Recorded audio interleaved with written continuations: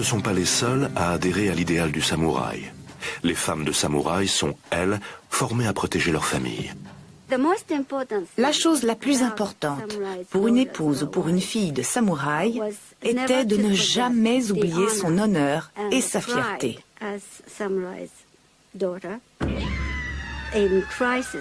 En temps de crise, elles étaient prêtes à se suicider plutôt que d'être déshonorées par l'ennemi.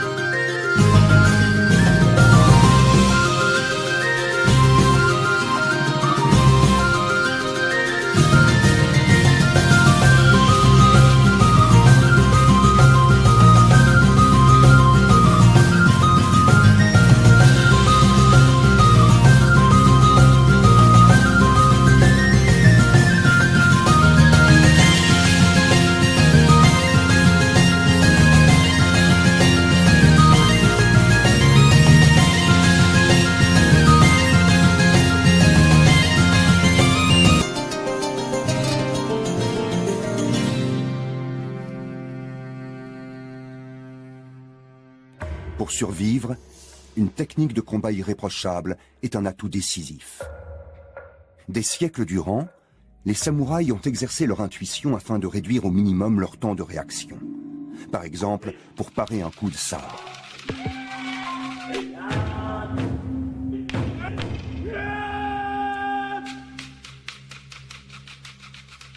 Au cours d'un combat, même si on pourfend un ennemi, il faut toujours garder à l'esprit qu'il peut en venir un autre par derrière. Il faut être prêt à réagir immédiatement.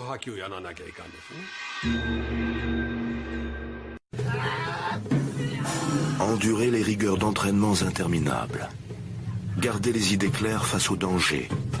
Aborder la mort avec détachement. Tiens-toi la tête bien droite. Elle ne doit être ni baissée, ni tournée vers le haut, ni penchée. Ne roule pas des yeux et ne les laisse pas cligner. Verrouille ton abdomen pour ne pas pencher tes hanches. Les élèves de Tanaka ont passé le test avec succès. Mais ils doivent rester concentrés. Car comme le disent les vieux maîtres, si tu crois avoir gagné, tu as déjà perdu.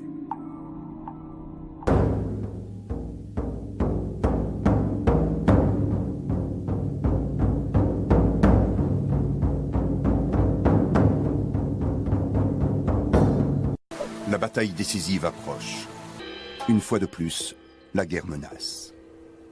Le Japon est à la veille d'une confrontation décisive. Des deux côtés, on lève de nouvelles troupes. La bataille promet d'être sanglante. L'affrontement a tout d'une guerre de position.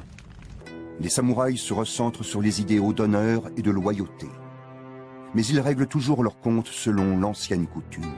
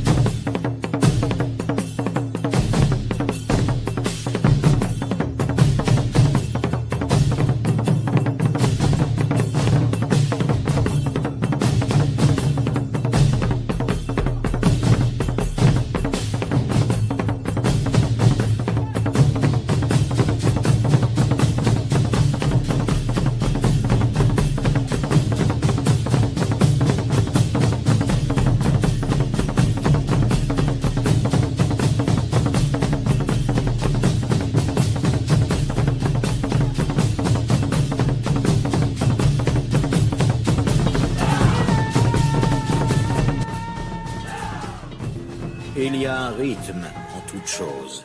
Le rythme de la stratégie ne peut être maîtrisé sans une grande pratique. Il y a un rythme dans toute la vie du guerrier, dans son épanouissement et dans son déclin, dans son harmonie et sa plénitude. Tels sont les principes qui guident la vie du samouraï. L'honneur de la famille est vengé.